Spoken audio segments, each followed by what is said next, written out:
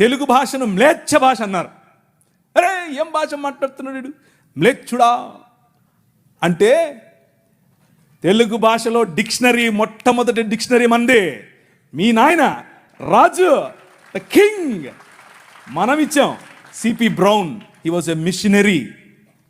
ఆయన కలెక్టర్ మాత్రమే కాదు, మిషనరీ.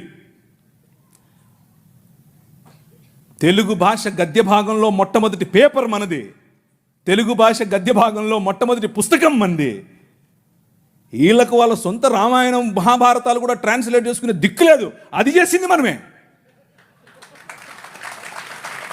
నిజం చెప్తున్నాను, నేను అబద్ధం చెప్పట్లేదు.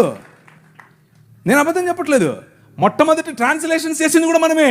వాళ్ళు అది కూడా చేయరు. ఎందుకంటే విద్య పంచకూడదు. వాళ్ళ రాజ్యంలో విద్య పంచకూడదు. మన రాజ్యం అందరికీ విద్య, ప్రతి ఒక్కరూ చదవాలి. ఎందుకు? ఇదిగో నల్లట్ట పుస్తకం కూడా చదవాలి. అర్థమవుతుందా? నల్లట్ట పుస్తకం చదివితే దిమాగ్ ఖరాబ్ అవుతుంది, దిమాగ్ ఫిరాయిస్తుంది, మనిషి వెంటనే మనిషి అవుతాడు.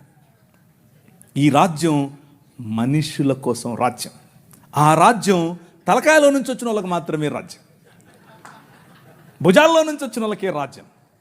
ఈ రాజ్యం అందరి రాజ్యం.